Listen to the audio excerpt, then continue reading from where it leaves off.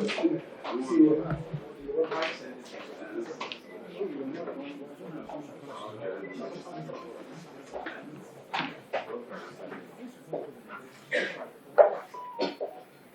evening. You are all welcome. Please be seated.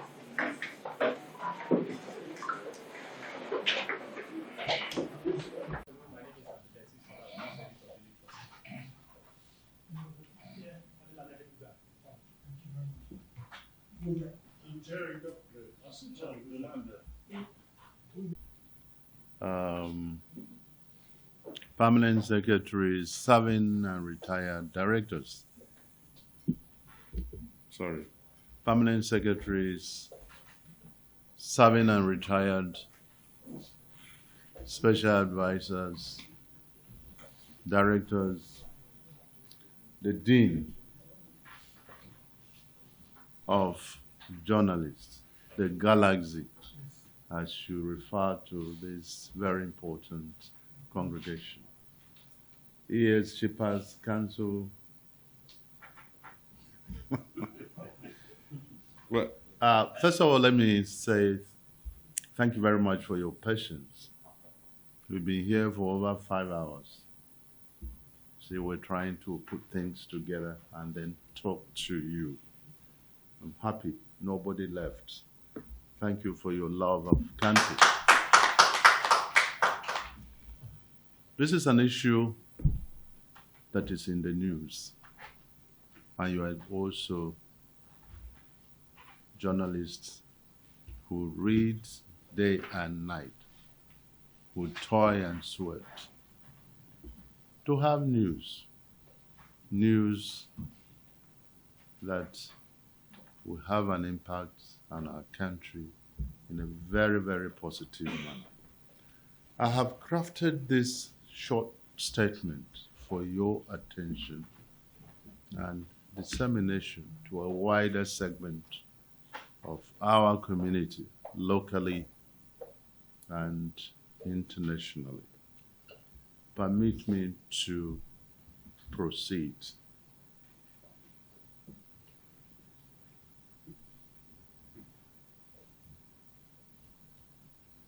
We are basically talking about the issue of Nigeria being designated particular country of concern. We want to take a view at a strategic overview of the entire situation.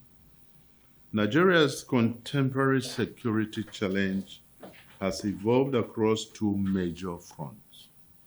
One, the Northeast ideological insurgency, which started in 2002, and to some little extent up to now, very little extent.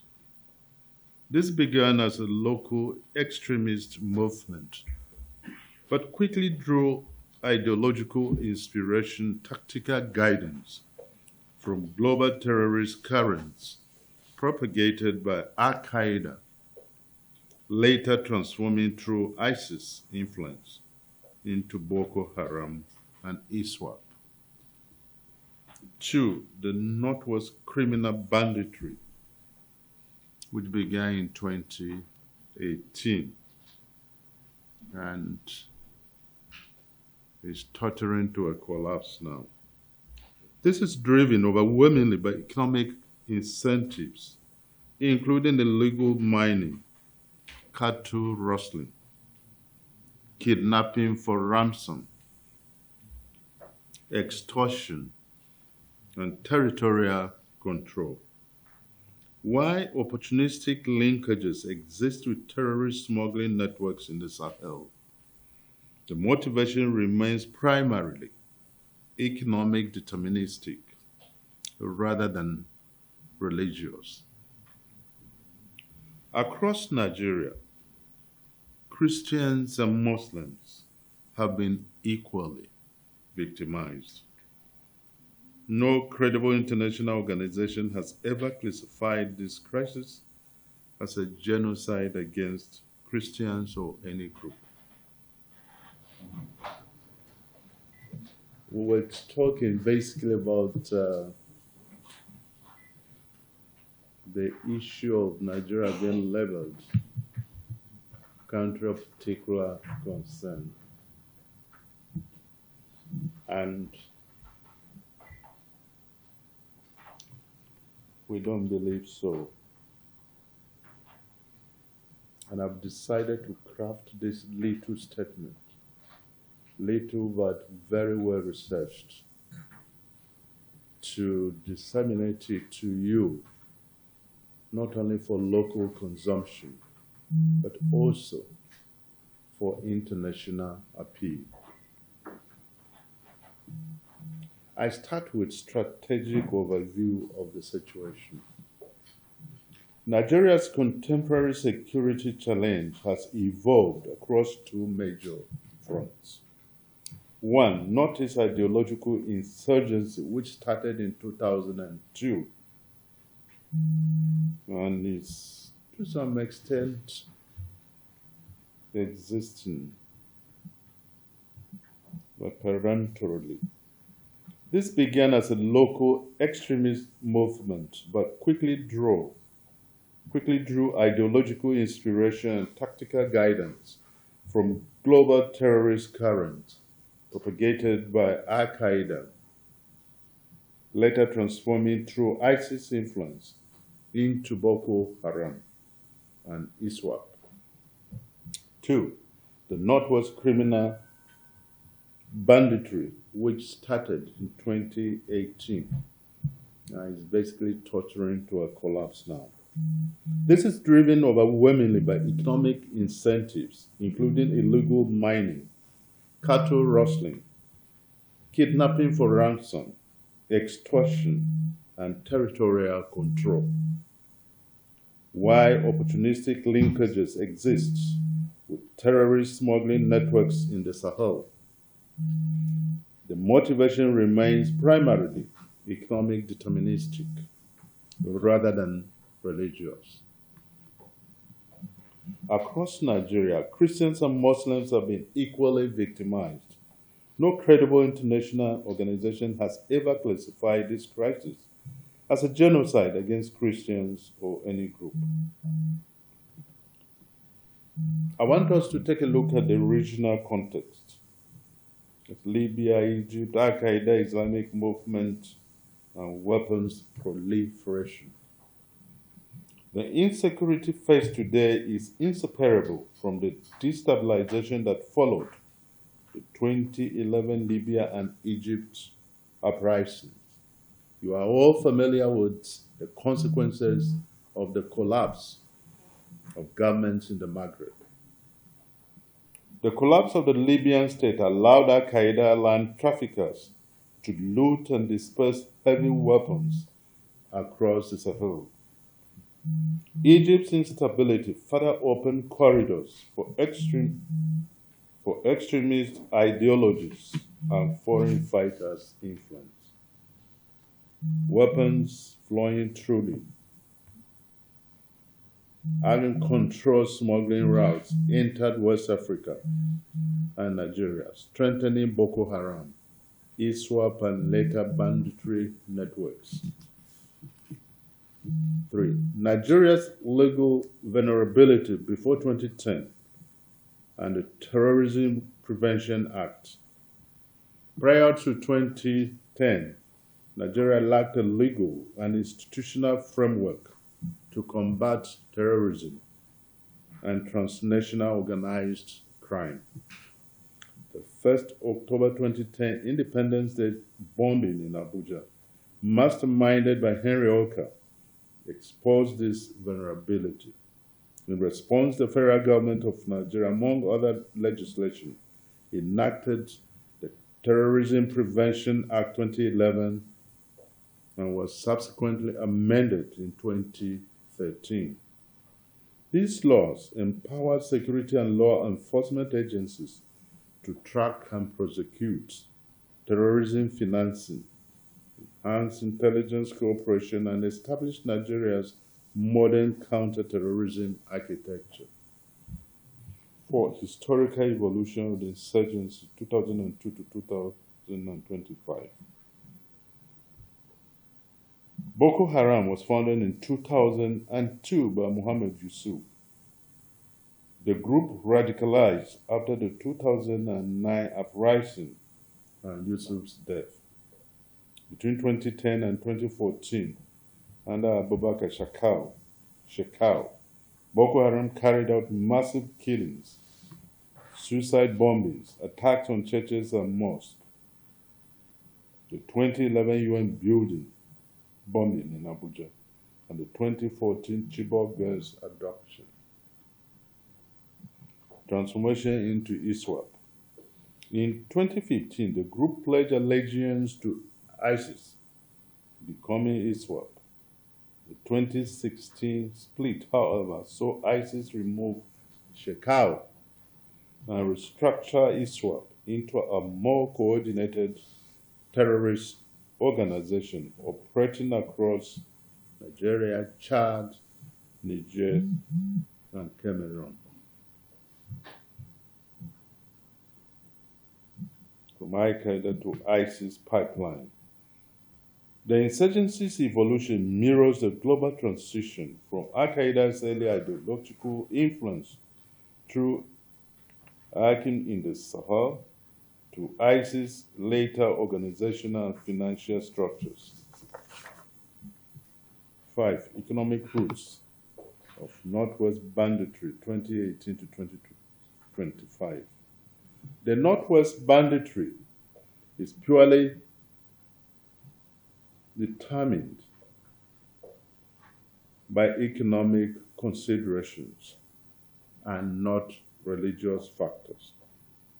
And it includes competition for grazing routes, water resources, and farmland exacerbated by desertification, cattle rustling linked to cross-border livestock markets along Al-Qaeda-influenced smuggling routes, illegal mining of gold and other minerals in Benue, Kaduna, Katsina, and Zamfara states, funding arms purchases, kidnapping for ransom, now an organized industry, extortion and illegal taxation of rural communities, control of fertile agricultural land and transport corridors. These pressures, not religious, explain the persistence of violence in the Northwest. Recent mass casualty incidents and humanitarian impact. The Yewata attack, which took place in Goma local government area of Benue State on the 13th to 14th of June 2025. According to Amnesty, AP writes at least 100 people were killed. The police said 47. Benue State government said 50.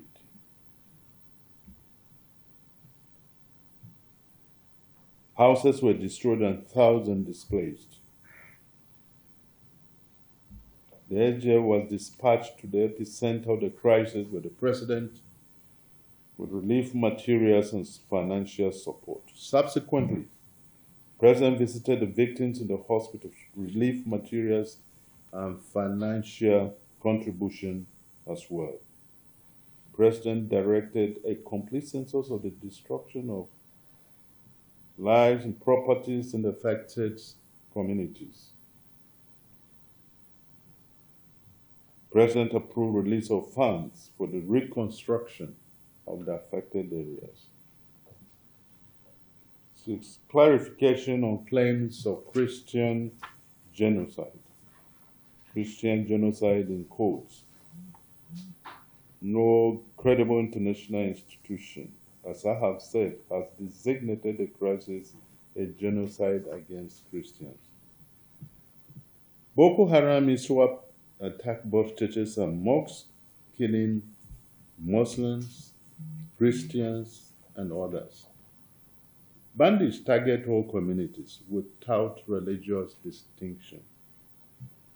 Victims include Christian, Muslims, and traditionalists, confirming that the drivers economic and ideological, not religious extermination. The current misrepresentation of the crisis as genocide against Christians fuels dangerous religious tensions, emboldens extremists and criminal factions seeking to exploit sectarian narratives, create diplomatic friction based on inaccurate interpretations, and undermines Nigeria's long-standing efforts to build constructive international security partnerships. Capacity of the Nigerian Armed Forces. The Nigerian Armed Forces are highly capable, experienced, and professional. They have already demonstrated this in the Congo. So now we got independence and we restored democracy and stability, Liberia and Sierra Leone. They have reclaimed vast territories, degraded Boko Haram ISWAP leadership structures, and conducted successful multi-theater operations. Nigeria does not require foreign troops. What we need is targeted support from partners, especially the United States, the areas of intelligence cooperation, technology and military equipment support for advanced engagement against the insurgents. Impact of recent U.S. pronouncements. Recent pronouncements from the United States have inadvertently emboldened opportunistic violent groups seeking to exploit international narratives and make bold statements by attacking soft targets.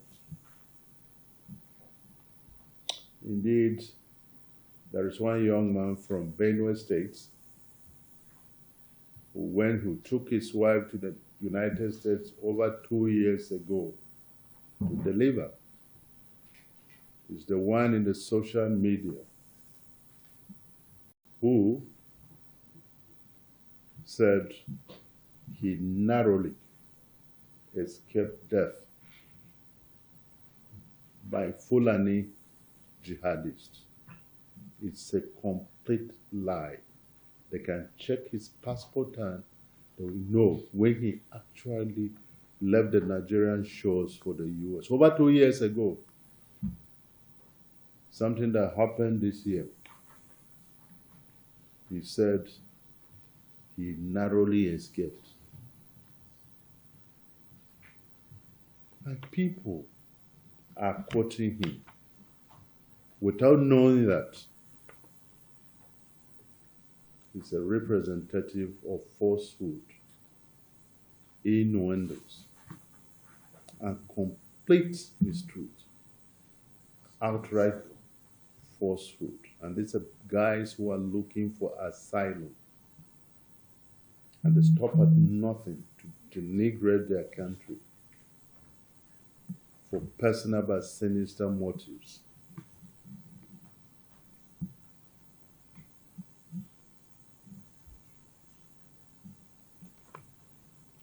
Before these statements, insurgency structures had been significantly degraded and reduced to isolated banditry.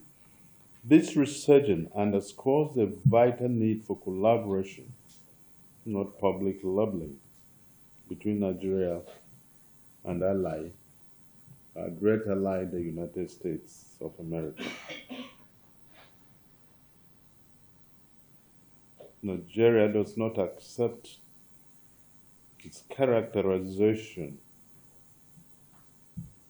as a country where genocide is being perpetrated against Christians or any group. Verified evidence shows that insurgents and criminal networks attack both churches and mosques. We are doing this for emphasis. Churches and mosques, killing Muslims and Christians alike. Government remains committed to protecting all citizens and strengthening cooperation with international partners, especially the United States to dismantle extremist and criminal networks in the country. Nigeria is a secular state as guaranteed by various provisions of the Constitution of the Federal Republic of Nigeria, 1999, as amended. No state religion is adopted as a national religion, and no citizen of Nigeria is above the Nigerian Constitution. The appointment made by the present administration reflects the diversities of our nation. Both Christians and Muslims, members of the Federal Executive Council, and that key position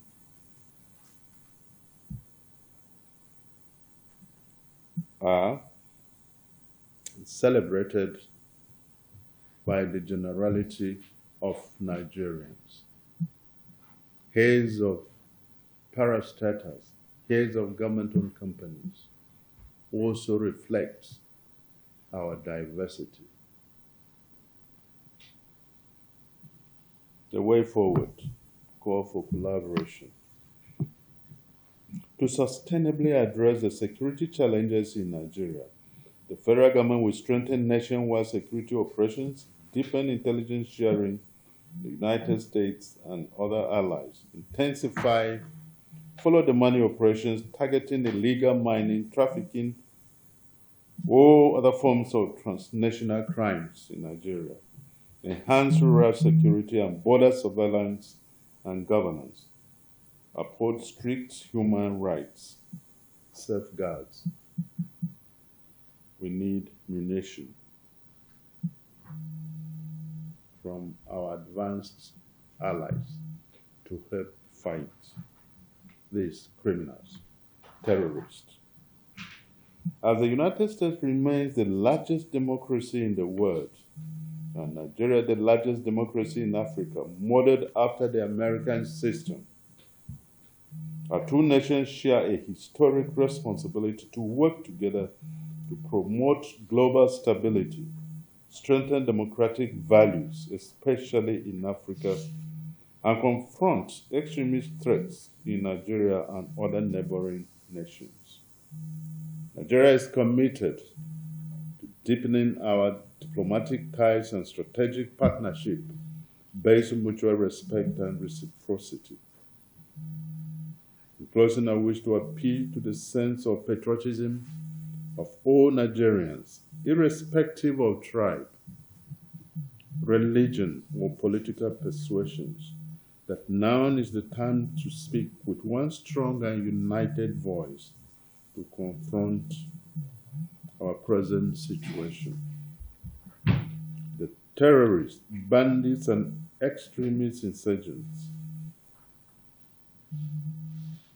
must be completely eradicated from our borders. This statement is signed by Senator George Wilfred Akume, Knight of St. John International, which shows that I'm a Christian and a highly placed person in this government. If this government were killing Christians, they would have killed me too. People fail to understand the personality of our president, a man who is at home with all of us, irrespective of religion, tribe, and even political persuasion. This same person returned schools to their owners in Lagos. Most of these schools were returned to missionaries. Utaklen. I was with him in Lagos one day. The Ezigbo came with 4 others, saying that an Igbo man had won primaries in one of the constituencies in Lagos, And there were some attempts to deny him the victory. He called the chairman and asked him who actually won. He called the name of the Igbo man and said, give it to him. Of course, Igbos were also in his cabinet.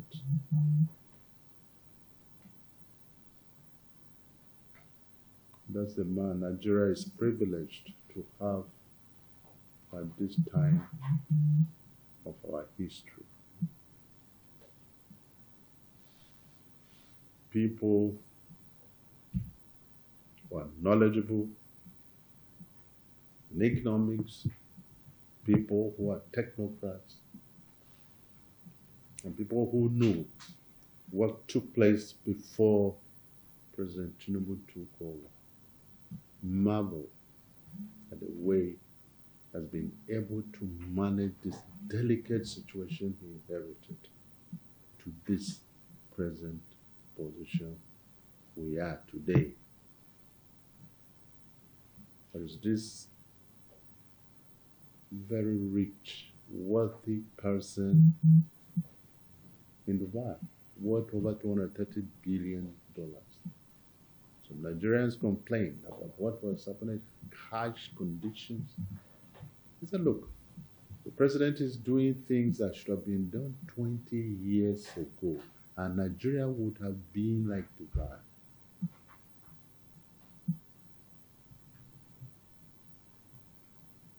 So, ladies and gentlemen, this is the small story. A very well-researched statement we have decided to put across to you. We have no other country but Nigeria. We have to stand together for the benefit of our dear country. For me, I was born in the village. I grew up in the village. I cannot afford to stay outside the country. I don't even have money to stay outside the country, but I can't stay there. And they say, when I say east or west, home is the best. That is true. Let us not behave like Andrew. I'm happy that I have the opportunity to speak to a very enlightened segment of the Nigerian community. I want to thank you, and God bless you all. Because a whole lot of Nigerians are worried if the Christians and that's what's going on. Your home state of Benin has been the recent issues of local militias. You would recall that when the water crisis happened, eventually the security services said it was a local militia issue and all of that, and then issues of compensation. So, sir, how can the government focus more on solutions and drive that narrative into the public so that people hear? And then secondly, sir, as Nigerians rally around the government to ensure that this country remains ours and all of that, sir, we want to see how political leaders in government can also work with people who are aggrieved. We're taking them seriously.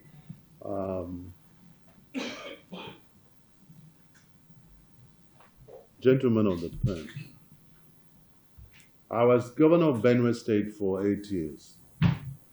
There were Fulanis in Benue State. I knew the Fulanis before I went to school in 1960.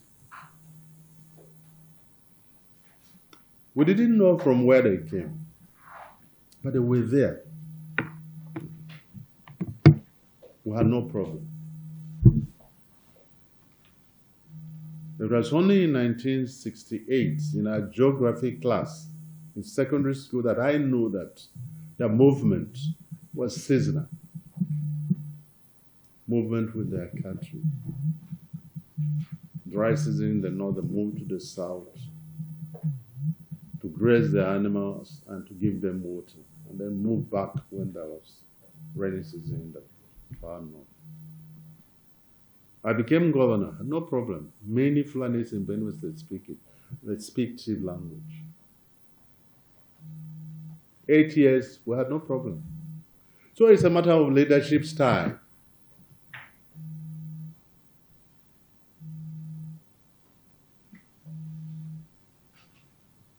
Very simple.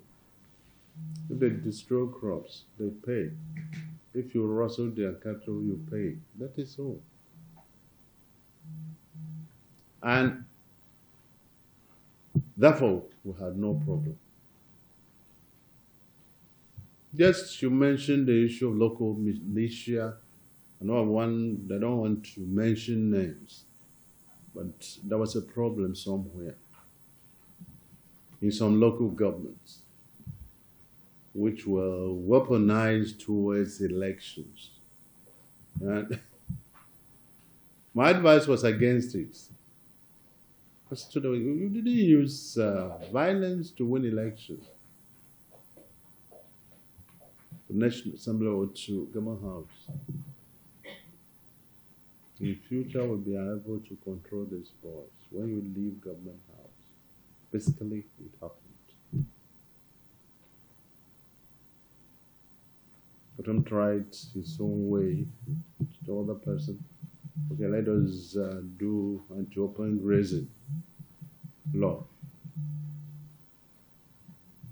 You have to put animals in reserves.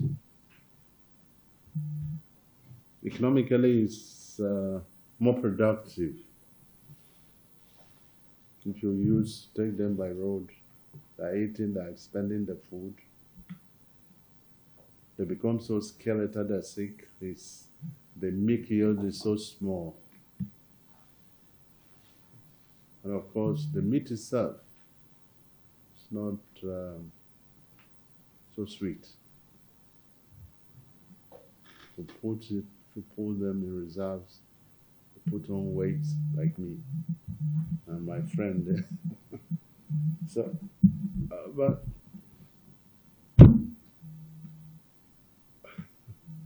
you see, as I said, I don't normally like to comment about Benue, which I left in 2007. When the president dispatched me to the center of the crisis, the people welcomed me very well. We sympathized with them. They were grieving the lost loved ones and properties. But this had nothing to do with religion. It is action-reaction issue. Not religion.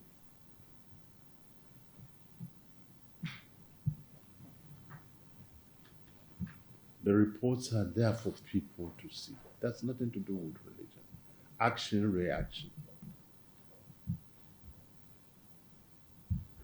And you see, when you talk of intolerance, when we were governors, Northern Governors Forum was very effective, and I think it is still very effective. We met in Kaduna. Everywhere. Give land for people to build churches, to build whatever, and so on. Of course, we have churches. Sometimes five people can constitute membership. But by and large, there is tolerance in most areas in this country. Few people tend to throw spanner in the works. Few people tend to do what they do because of their inadequacies. People who feel they cannot compete favorably. Very, very few people.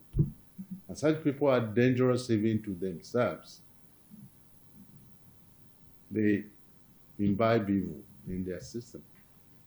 And I recall when I was a young man in secondary school, our teacher told us that in Macbeth was one of the texts that we used for school start. He said, in Macbeth, Shakespeare reminds his audience that evil, once admitted in man, has the power to destroy. It is very true. The federal government is working closely with the states, and that is why so much money is being pushed to the states and to the local government. Part of it is devoted to helping the fight against terrorists. And if you look at what some governors are doing, what they're giving to, the support they're giving to security forces, much is being achieved on the ground. You see the vehicles, money is given for fueling of these vehicles, and so on and so forth.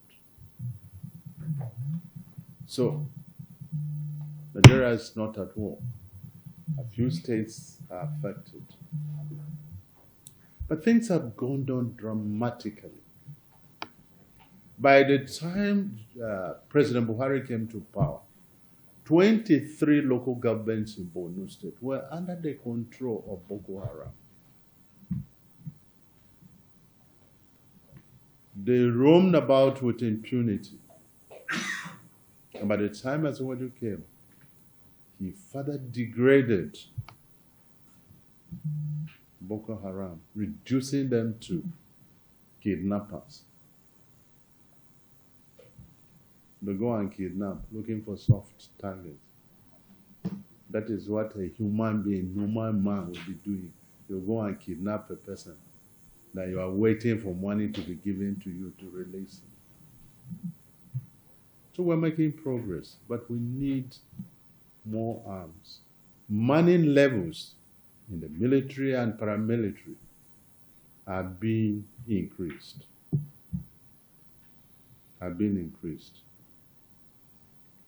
And we shall be there. Yeah.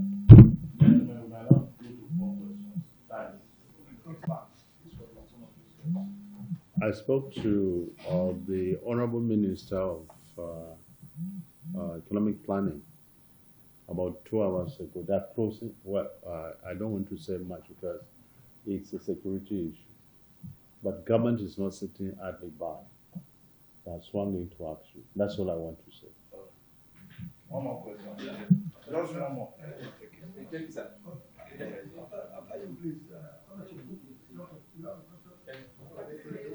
No, we can't take all questions. This is the last question. Okay. That's the last question. Thank you very much, sir. My question is actually with the threat of this foreign troop. The threat of Trump on invasion of Nigeria by foreign systems. Towns like Baka, Bama, Kalabaki, Mubi were recovered. I think about 22 of those towns were recovered for the invasion of Buhari. Are we trying to think about lining those people that support our troops? Well, what was is different from what is today. And President Trump is a very disciplined person. I was talking about, is it Venezuela or what is it? Oh, they're talking now. I'm talking about diplomacy. You know, they're talking diplomacy now. And don't forget that we were in the past listed. Sorry, we were listed in the past as country of particular concern. Just like China, Saudi Arabia, and the crown princes in the US anyway. Russia, Iran, North Korea, and so many others. So it's not that we are the only people, only country that has been so designated. And that is why we're saying that we have to be speaking with one voice. Nigeria is a very gifted country. People respect us. The ingenuity, the creativity, what God has given us is second to none. Second to none. We have minerals, whether solid or liquid. And we're discovering more and more. Under this government, a lot has been done. to unlock our potentials in the solid mineral industry. I always joke with Dele Alake, the minister, because he goes all over looking for investors in that sector. I told him a small story. I told him that when Mandela was in his final year, he handed over domestic affairs of South Africa to Thabo Mbeki. So anytime Mandela was coming back from March, he was thanking friends of South Africa. But anytime he was returning to South Africa would say, Comrade Mandela is visiting South Africa. So I told Dele that you are visiting Nigeria. He is never tired. And that is the marching orders given to him by Mr. President.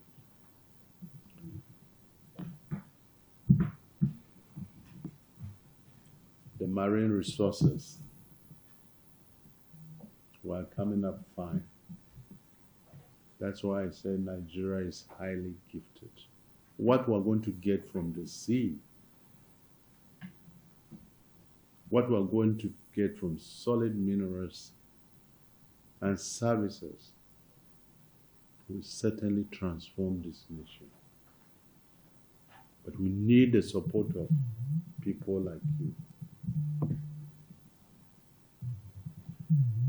We need your support. When we took over, nobody gave us a chance. But see where we are today. Zero. Nothing in our foreign reserves. At least we talk of 42 billion today. From 0 to 42. Nobody gave us a chance. The president was very careful in the management of resources of this country.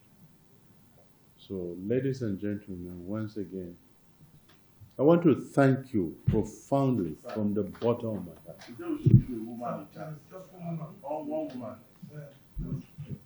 One woman.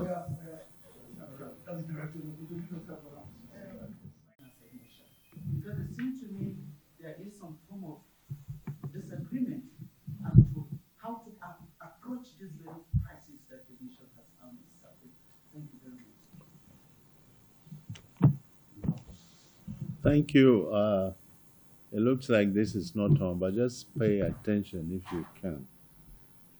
Our armed forces are totally united in the fight against insurgency in this country. When they liberated large parts of the Northeast, President Buhari established the Northeast Development Commission to oversee the reconstruction of the Northeast.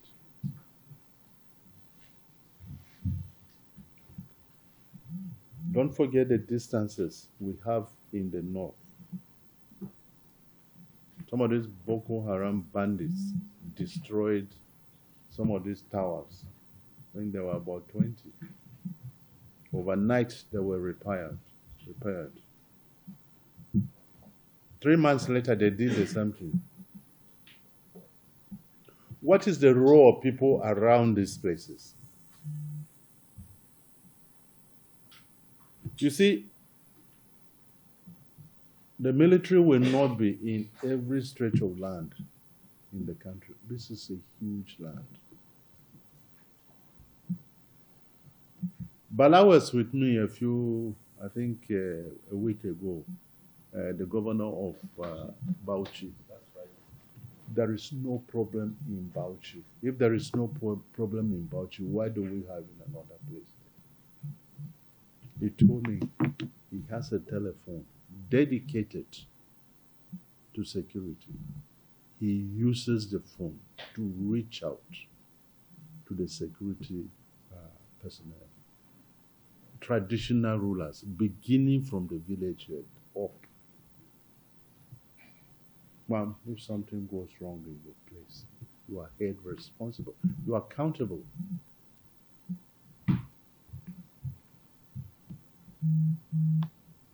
the unity of purpose, the strategy of the military is coordinated during operations by the Office of the Chief of Defense Staff. So there is no problem with that at all. There's no problem with that at all. They're doing their best. And as civilians, we have to give them support. There are certain things we have to report to the military.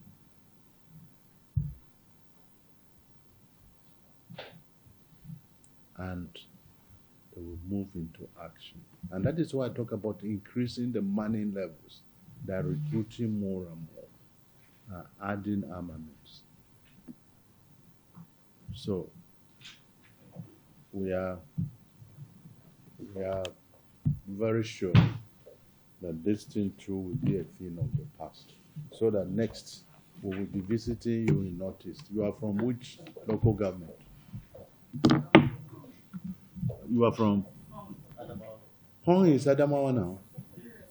Okay, you said Adamawa, sorry. You said Northeast, Northeast Hong. Jibril Aminu was from where? Hong? Song. Hong. Okay. Thank you very much. Thank you.